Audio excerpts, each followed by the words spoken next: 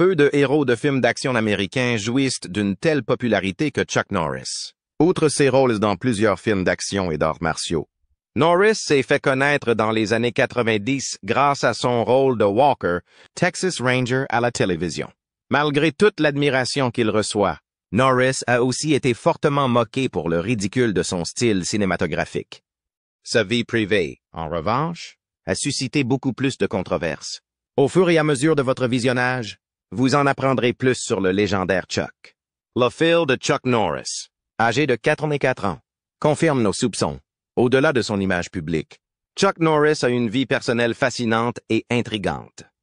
Cette complexité est née de son enfance. Son père, un vétéran de guerre profondément marqué par ses expériences, a été une présence constante dans sa vie pendant qu'il grandissait. L'enfance de Chuck Norris a été marquée par le fait que son père était parti servir dans l'armée pendant la Seconde Guerre mondiale. Peu de temps après la naissance de son jeune frère Vyland, leur père, Ray Norris, est immédiatement enrôlé dans la guerre. Dans les pages de son autobiographie, intitulée Against All Odds, My Story, Contre toute attente, Mon histoire, Ray Norris décrit l'agonie de sa famille lorsqu'elle a appris la nouvelle redoutée de la disparition de Ray. Les expériences vécues par Ray pendant la guerre ont pesé lourd sur lui à son retour, ce qui a rendu ses problèmes de dépendance à l'alcool encore plus difficiles à gérer. Norris a raconté en détail les difficultés rencontrées par sa famille en raison de la consommation d'alcool de son père. Il s'est souvenu d'événements bouleversants, comme les menaces proférées par son père à l'encontre de sa mère pour obtenir de l'argent. Norris a déclaré que lorsqu'il était en état d'ébriété, il était souvent enragé par des choses apparemment insignifiantes. Wyland et moi nous sommes cachés dans la chambre pendant que maman essayait de le calmer. Norris trouvait la paix et l'inspiration dans les cow-boys qu'il regardait sur le grand écran, malgré le drame qui se déroulait à la maison à ses côtés. Il admirait ces personnalités et les considérait comme de bons modèles, ce qui contrastait fortement avec l'impact négatif de son père sur lui. En réfléchissant à son enfance, Norris n'a pas seulement loué la résilience de sa mère, mais il a également reconnu les difficultés qu'il a rencontrées en grandissant avec un père qui était coincé dans un cycle d'alcoolisme, d'abus et de tentatives infructueuses de s'excuser. Il a appris à ses dépens que son père ne changerait pas. Dans son autobiographie intitulée Against All Odds, My Story, Contre toute attente, Mon histoire, Chuck Norris raconte honnêtement les difficultés rencontrées par sa famille en raison de l'alcoolisme de son père. Norris s'est rendu compte qu'il était peu probable que son père arrête un jour de boire, même s'il était optimiste et pensait qu'il finirait par y parvenir. Il se souvient d'un événement particulièrement terrifiant qui s'est produit lorsque son père, qui était sous l'influence de l'alcool, a décidé de conduire la famille de l'Oklahoma à l'Arizona lors d'un voyage nocturne.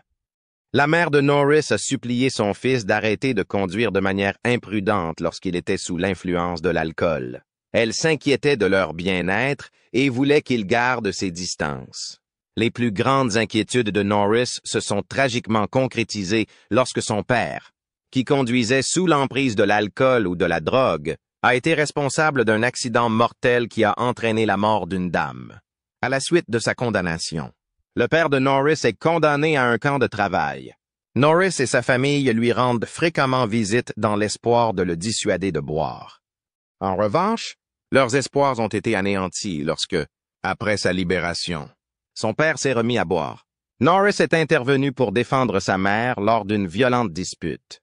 Alors que le comportement de son père devenait de plus en plus imprévisible et agressif au cours du conflit, Norris a fait face à son père, qui était trop ivre pour prendre l'avertissement au sérieux. Armé d'un marteau, le grand-père de Norris était également présent.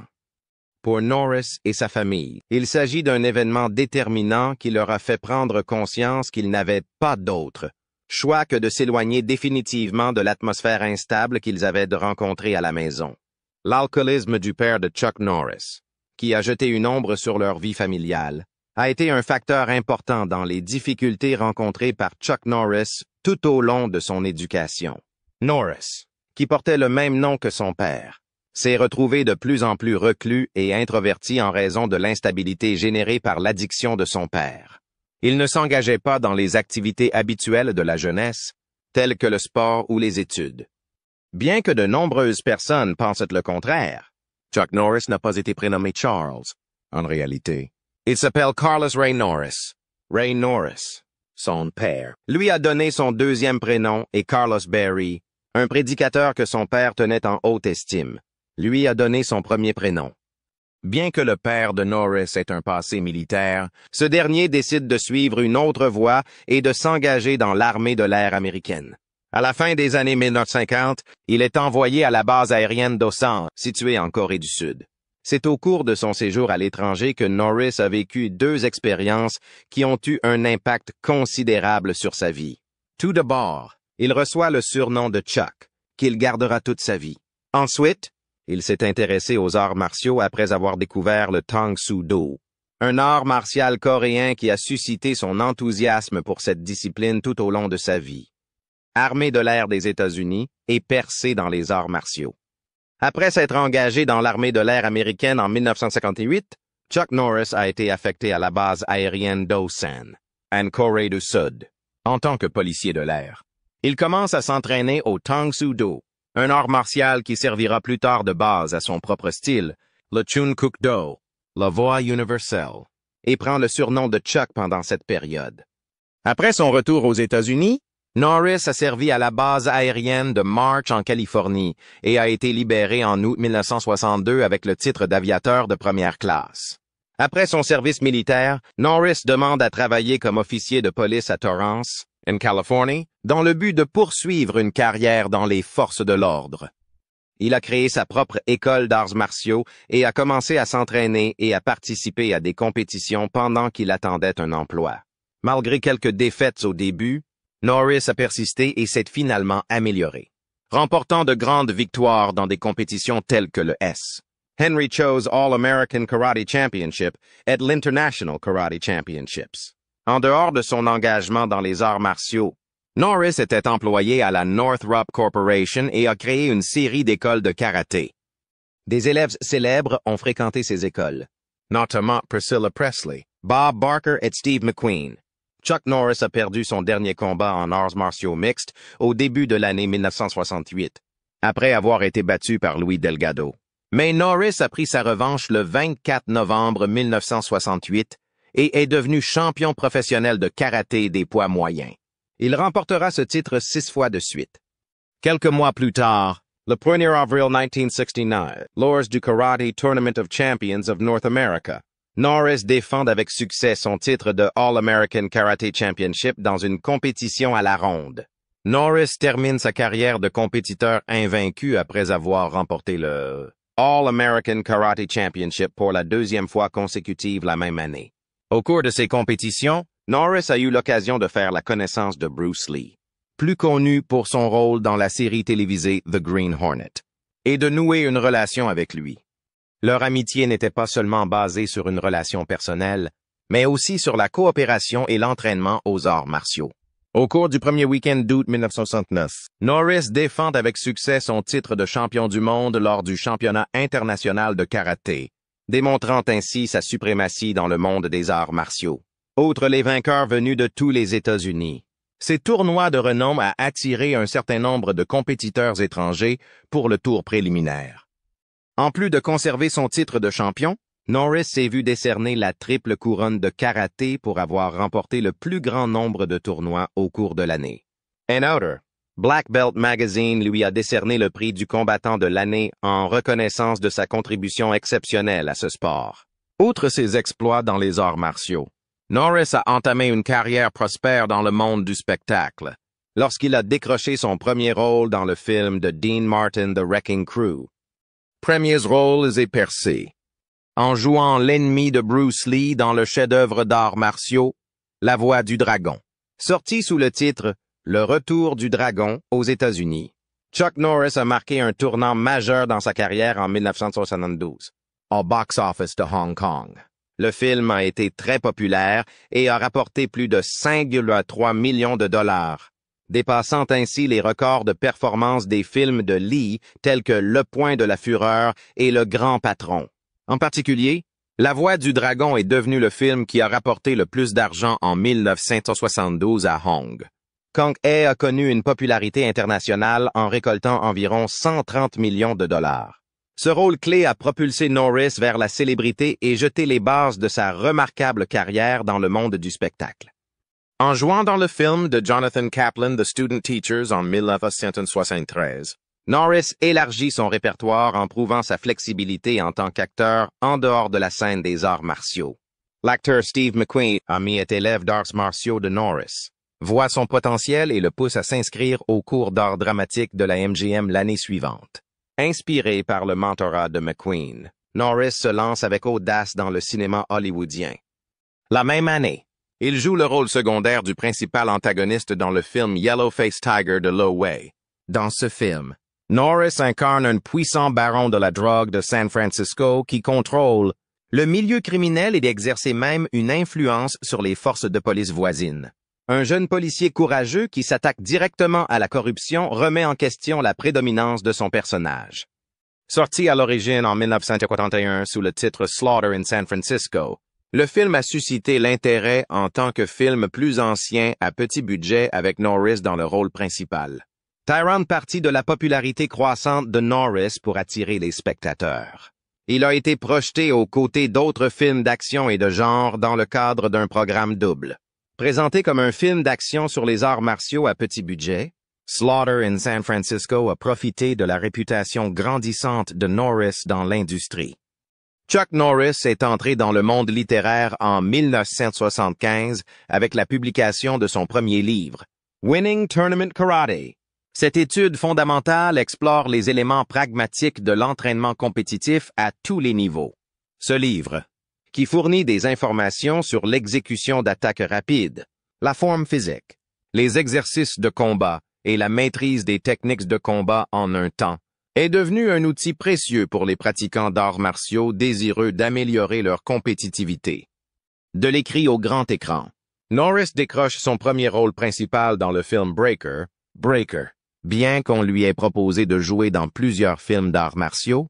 Norris a choisi un film qui donnait la priorité à la narration et à la résonance émotionnelle plutôt qu'à de simples scènes d'action.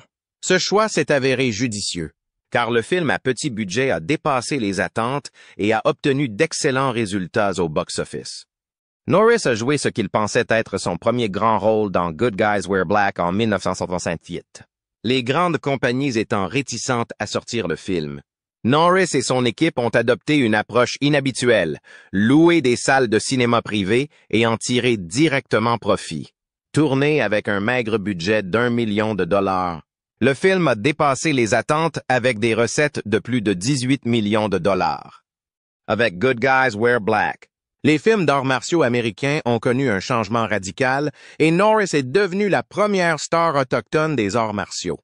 Partant de la pratique populaire consistant à importer des films de kung-fu de Hong Kong, Norris a apporté un goût typiquement américain au genre en incorporant des lieux, des personnes, des thèmes et des implications politiques locaux dans l'histoire. Cette approche créative a distingué Norris et ouvert la voie à son succès industriel. Star du cinéma d'action. Dans le film d'action A Force of One 79, Chuck Norris incarnait le champion international de karaté, Matt Logan, qui rejoint les forces de police pour participer à une enquête. L'idée du film est née alors que Norris participait à la tournée promotionnelle de son film Good Guys Wear Black, et les studios ont d'abord été réticents. Le film a dépassé la popularité du dernier projet de Norris, rapportant 20 millions de dollars au box-office, défiant ainsi les attentes. L'Octogone, qui comporte des aspects de combat ninja, se démarque des précédents projets de Norris, qui y apparaît l'année suivante. Cette fois, cependant, de grands studios se sont montrés intéressés par le projet, et c'est American Cinema Releasing qui s'est chargé de la distribution. L'Octogone s'avère être une nouvelle entreprise rentable, rapportant près de 19 millions de dollars grâce à la vente des billets. Fidèle à sa production prolifique, Norris joue dans le film d'action et d'horreur Silent Rage en 1982. Après avoir fait une apparition dans An Eye for an Eye en 1981, premier long métrage de Norris à être produit en association avec un grand studio. Columbia Pictures. Silent Rage marque un tournant décisif dans sa carrière. Mais un pacte de 3 films a échoué en raison du mécontentement de Norris à l'égard de la ligne de conduite suggérée par la MGM. Dans le film Lone Wolf McQuade, sorti en 1994, Norris incarne un ranger texan intrépide qui affronte le personnage de David Carradine, un trafiquant d'armes. Les critiques et les spectateurs ont fait l'éloge du film en faisant des analogies avec les westerns spaghetti classiques réalisés par Sergio Leone. Notamment Walker, Texas Ranger, une série télévisée ultérieure mettant en vedette Norris, a été inspirée par Lone Wolf McQuade. En dehors de ses activités cinématographiques, Norris a élargi son impact en publiant Toughen Up the Chuck Norris Fitness System. La réputation de Norris en tant que superstar du fitness a été consolidée par ce livre d'entraînement, qui donne à ses adeptes des conseils sur la manière d'atteindre le bien-être physique. And Outer, le jeu vidéo Chuck Norris Super Kicks, créé par Zonox et distribué sur différents systèmes de jeu, est sorti en 1983. Dans cette expérience interactive, les utilisateurs peuvent prendre le rôle de Norris et utiliser ses compétences en arts martiaux pour libérer un prisonnier dans le monde virtuel. Succès grand public. Chuck Norris a maintenu son règne de terreur au cinéma en 1984 avec la sortie de Missing in Action de Joseph Zito. Avec Norris dans le rôle du colonel James Braddock, ce film a lancé une série de rêves sur le sauvetage des prisonniers de guerre. Produit sous l'égide de Cannon Films par Menahem Golan et Yoram Globus. C'est le premier des nombreux projets de Norris avec la célèbre équipe de production. Il est important de noter que Norris a dédié ces 2 films à son jeune frère Wieland, un soldat de la 101e division aéroportée qui est mort en 1970 lors de combats au Vietnam. La popularité de Missing in Action a permis à Norris d'atteindre de nouveaux sommets et de consolider sa position d'acteur le plus connu de Cannon pour la durée des années 1980. L'année suivante, le public a eu droit à Missing in Action 2, The Beginning, un préquel qui explorait la terrifiante épreuve de Braddock en tant que prisonnier de guerre au nord du Vietnam. Entre-temps, le film d'Orion Pictures Code of Silence, qui met en scène Norris, démontre sa polyvalence. Les critiques et les spectateurs font l'éloge de ce film, qui renforce la réputation de Norris en tant que star d'action lucrative. Plus tard, en 1985, Joseph Zito dirige à nouveau Norris dans le film Invasion USA. Dans ce film d'action palpitant, Norris affronte une bande de terroristes représentant un danger pour les États-Unis, mettant en valeur ses talents d'artiste martial. Avec ses scènes d'action palpitantes, le film a touché une corde sensible chez les spectateurs et a renforcé la position de Norris en tant qu'attraction du box-office. En 1986, Norris continue sur sa lancée en collaborant avec l'icône hollywoodienne Lee Marvin pour The Delta Force. Menahem Golan, le réalisateur du film, met en scène Norris et Marvin dans le rôle des commandants d'une équipe de forces spéciales envoyée pour combattre une bande de terroristes. Le succès commercial du film Delta Force a renforcé la réputation de Norris en tant que héros d'action. Outre ses activités cinématographiques, Norris s'est également illustré dans le domaine de l'animation avec Karate Commandos en octobre 1986. Incarnant une caricature de lui-même, Norris dirige un groupe d'agents dans une série d'affrontements à fort enjeu. Malgré sa courte durée, le programme démontre l'attrait constant de Norris, et Marvel décide même d'en faire une bande dessinée. Chuck Norris a entamé un nouveau voyage cinématographique en novembre 1946, lorsque la comédie d'action et d'aventure Firewalker de Jay, Lee Thompson a fait ses débuts. Louis Gossett Jr. et Norris ont joué le rôle de 2 chasseurs de trésors expérimentés dont les aventures n'aboutissent jamais à un succès majeur dans cette aventure amusante. Avec cette production, Norris espérait montrer une facette plus humoristique de lui-même, un changement par rapport à ses rôles d'action habituellement sombres. Gossett a reconnu l'engagement de Norris à se développer en tant qu'acteur et l'a félicité d'être ouvert à ce changement. Bien que le film ait reçu des critiques mitigées, certains l'ont qualifié d'excellente illustration, comme Kevin Thomas du Los Angeles Times, qui a apprécié le film en dépit de ses critiques mitigées, notamment parce que les acteurs ont adopté le ton humoristique du récit. Firewalker a rapporté pas mal d'argent au box-office, avec 11 834 302 heures de recettes. Avec la publication de The Secret of Inner Strength, My Story, best-seller du New York Times. En 1987, Norris élargit son œuvre. Dans ce livre, Norris explore son idée de l'amélioration de soi, partageant son parcours et les idées qu'il a tirées de son expérience de la vie. En janvier 1980, Norris incarne à nouveau le colonel James Braddock dans Braddock Missing in Action 3, réalisé par son frère Aaron Norris. Cet épisode a renforcé la réputation de Norris en tant que héros d'action en poursuivant l'histoire des aventures de Braddock. William Tannen, le réalisateur, a dirigé Norris dans Hero and the Terror plus tard dans l'année. Dans ce thriller à suspense, Norris joue le rôle d'un policier engagé envoyé pour capturer un célèbre meurtrier en série. Succès ultérieur. En 1990, Chuck Norris est devenu une véritable star de l'action, avec des films dont les recettes internationales cumulées dépassent les 500 millions de dollars. On l'a surnommé le Bruce Lee blond pour sa maîtrise des arts martiaux, tandis que son image de solitaire coriace correspondait au personnage légendaire de Dirty Harry d'Eastwood.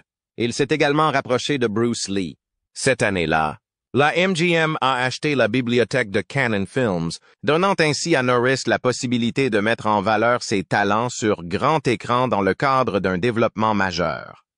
Travaillant en étroite collaboration avec son frère Aaron, qui l'a guidé dans une série de films d'action tels que Delta Force 2, The Hitman, Sidekicks, Hellbound, Top Dog at Forest Warrior. Il a produit. Norris a fait son entrée à la télévision en 1993 avec la série d'action Walker, Texas Ranger, dans le rôle titre, le sergent Cordell Walker, Texas Ranger. Norris a enthousiasmé les téléspectateurs par ses exploits contre le crime avec son ami James Trevette. Diffusé pendant 8 saisons sur CBS et poursuivant son succès en syndication sur d'autres réseaux. Le programme a attiré une grande popularité, en particulier sur Hallmark Channel. Au-delà de Walker, Texas Ranger, Norris est resté impliqué dans d'autres projets et entreprises télévisuelles. Il a été l'homme de main extérieur spécial pour le match du cercueil lors de l'événement Survivor, Series de la World Wrestling Federation en 1994 et a été l'invité de l'émission spéciale de Randy Travis, Wind, en août 1993, avec la publication de The Secret Power Within, Zen Solutions to Real Problems, qui fournit aux lecteurs des idées de réponses réalisables pour négocier les obstacles de la vie. Norris a inclus l'écriture dans son répertoire en 1996. Aux côtés de Christy Brinkley depuis 1997. Il a noué des liens avec Total Gym Home Fitness Equipment et a été la vedette d'une série de publi-reportages diffusés sur la télévision câblée. Avec la sortie, le 1er novembre du téléfilm Logan's War Bound by Honor, avec Eddie Cibrian, Norris continue de diversifier son portefeuille télévisuel. Troisième des 13 épisodes les plus regardés de la semaine. Le film a attiré un public important. Films ultérieurs et célébrités sur Internet. Chuck Norris s'est fait connaître à la télévision au début des années 2000 en obtenant des rôles principaux dans des téléfilms de CBS. Utilisant ses talents d'action sur le petit écran, il a joué un espion secret dans The President's Man, l'homme du président, et sa suite, A Line in the Sand, une ligne dans le sable. Norris est entré dans le domaine des films chrétiens surnaturels en 2003 en jouant un rôle dans Bells of Innocence. Il a également fait une apparition dans un programme télévisé Yes, Dear, ce qui lui a permis d'élargir son champ d'action. L'année 2004 a été marquée par un tournant humoristique pour Norris, qui a joué dans Dodgeball, A True Underdog Story de Rawson Marshall Thurber. En jouant le rôle d'un juge dans une partie de bal aux prisonniers, Norris a donné vie au film et a enthousiasmé les spectateurs. Les critiques ont salué l'humour provocateur du film, ce qui a contribué à son succès au box-office avec 167,7 millions de dollars de recettes. La même année, Chuck Norris a publié ses mémoires intitulées Against All Odds, My Story, Contre toute attente, Mon histoire, partageant ainsi l'histoire de sa vie avec le monde entier et permettant au lecteur de comprendre son incroyable parcours. Chuck Norris n'a jamais limité ses efforts au monde du spectacle. Afin de promouvoir le sport et de soutenir son initiative Kickstart Kids, il a créé en 2005 la World Combat League, une ligue d'arts martiaux de plein contact en équipe. Avec la sortie de Walker, Texas Ranger, Trial by Fire, le 17 octobre 2005, le film du dimanche soir de la semaine. Norris est également revenu à la télévision. Reprenant son interprétation légendaire de Cordell Walker, Norris n'a jamais manqué d'épater les téléspectateurs avec ses escapades héroïques. Bien que le film ait été un succès, la décision de CBS d'arrêter de diffuser systématiquement les films de la semaine le dimanche soir a eu un impact sur les autres idées de série. C'est à cette époque que les faits concernant Chuck Norris ont commencé à se répandre sur l'Internet. Les faits sarcastiques de Ian Spector amplifient brillamment la masculinité, l'attitude et la dureté de Norris. Acceptant la parodie, Norris a même utilisé certaines de ces informations lors de ses apparitions publiques, en se rendant en Irak pour remonter le moral des soldats et en faisant la tournée des émissions à grand spectacle. La famille. Bien qu'il exerce une bonne profession, il est régulièrement confronté à des difficultés dans sa vie privée. En décembre 1958, Norris et Diane K. Holchek, qui avait été son amour de lycée, se sont mariés. Tous deux n'ont que 18 et 17 ans au moment de leur mariage. En 1956, alors qu'ils fréquentaient tous deux le lycée de Torrance, en Californie, ils se sont rencontrés pour la première fois, ce qui a marqué le début de leur histoire d'amour. En 1962, le couple devient parent pour la première fois d'un fils nommé Mike. En 1963, ils ont une fille, fruit d'une liaison adultère. L'année 1964 voit l'arrivée de leur deuxième fils, Eric. Malgré cela, le mariage de Norris et Holchek est semé d'embûches, et en 1989, après 30 ans d'existence commune, ils décident de se séparer et de finaliser leur divorce. Lors de la production de The Delta Force 2, qui a eu lieu en Atlanta, la décision a été prise après leur séparation. Par la suite, le 28 novembre 1998, Norris s'est marié avec Gina O'Kelly, un ancien mannequin de 23 ans sa cadette. Pour compléter leur famille recomposée, O'Kelly a amené 2 enfants issus de son précédent mariage. Lorsque O'Kelly a donné naissance à des jumeaux le 30 août 2001, la joie du couple a été multipliée par 2. Dans un aveu franc fait à Mary Hart d'Entertainment Tonight le 22 septembre 2004, Norris a déclaré qu'il n'avait pas rencontré sa fille illégitime, issue d'une relation antérieure avant qu'elle n'atteigne l'âge de 26 ans. Cependant, Norris n'a pas pris contact avec elle avant 1990, soit 1 an après son divorce avec Diane Holchek. Il avait pourtant appris la paternité de sa fille à l'âge de 16 ans. C'est après qu'elle lui a envoyé une lettre pleine d'émotions et détaillant leurs liens qu'ils ont pu se retrouver. La mort de Lee Atwater l'a touché de plein fouet. Against All Odds, My Story, le livre de Norris, raconte comment Lee Atwater voyait en lui, plus qu'un simple républicain conservateur, il pouvait aussi aider Bush à projeter une image de dureté. C'est pourquoi Norris est devenu un partisan enthousiaste de Bush et s'est lié d'amitié avec Atwater au fil de ses nombreuses apparitions. Parmi les nombreuses réalisations d'Atwater en politique au fil des ans, on peut citer son rôle central dans la victoire de Ronald Reagan à l'élection présidentielle. Malheureusement, Atwater n'est pas allé au-delà de 1991. Il n'avait que 40 ans, après s'être effondré lors d'une conférence et s'être vu diagnostiquer une tumeur cérébrale incurable. Il est décédé prématurément.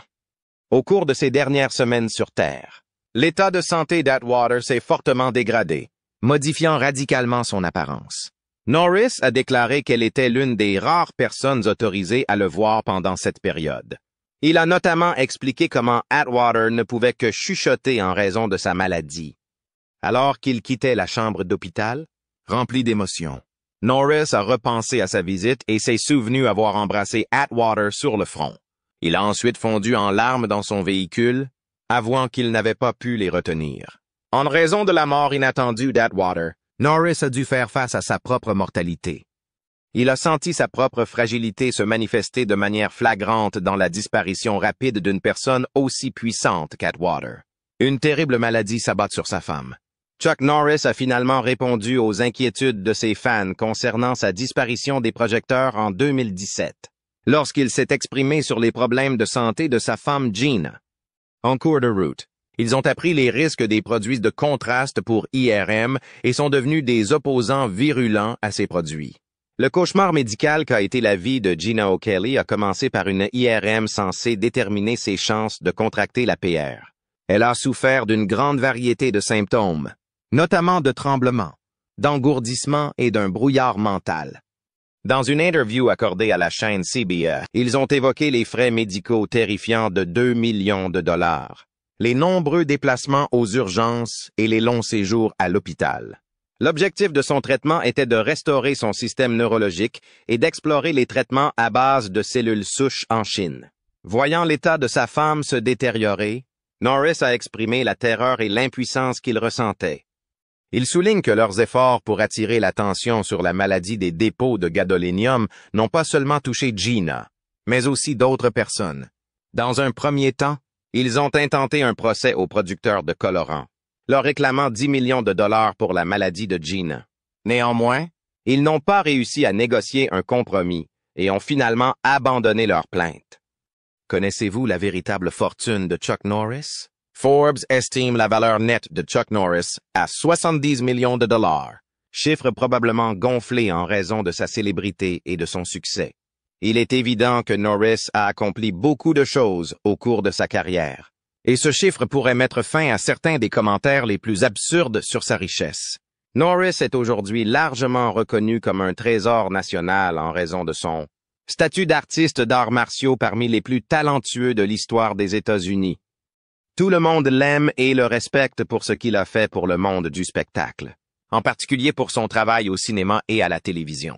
En 2010, le gouverneur Rick Perry a décerné une distinction à Norris en le nommant membre honoraire des Texas Rangers. Cette distinction reconnaît l'importance culturelle de Norris et le rôle qu'il a joué, en faisant connaître les Texas Rangers aux fans du monde entier grâce à son travail à la télévision. Chuck Norris reste actif et se sent 48 ans le jour de son 84e anniversaire. Chuck Norris, qui a aujourd'hui 84 ans, ne présente aucun symptôme de perte de vitesse. En fait, il donne l'impression d'être des dizaines d'années plus jeune que son âge réel. Dans une vidéo mise en ligne sur Instagram, le célèbre acteur et artiste martial, connu pour son personnage de dur à cuire dans la culture populaire, a célébré son 84e anniversaire en démontrant son énergie inébranlable, même après toutes ces années. Dans la description de la vidéo, Norris indique qu'il est de bonne humeur et qu'il pratique une activité physique. Ses excellentes aptitudes à la boxe sont montrées dans la vidéo, qui est suivie de la déclaration suivante. Vous savez, j'ai 84 ans aujourd'hui, mais j'ai l'impression d'en avoir 48. Il ne fait aucun doute que Norris a conservé ses prouesses physiques, même si sa dernière participation à un film d'action remonte à The Expendables 2, sorti en 2002, avec des acteurs légendaires tels que Sylvester Stallone et Arnold Schwarzenegger. Norris a toujours accordé une grande importance à sa santé et à sa forme physique, même si ses apparitions à l'écran ont considérablement diminué au cours des dernières années.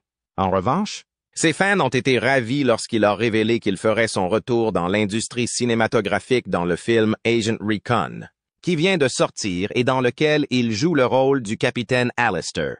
L'engagement continu de Norris pour son art et sa volonté de ravir à nouveau le public sont deux qualités évidentes.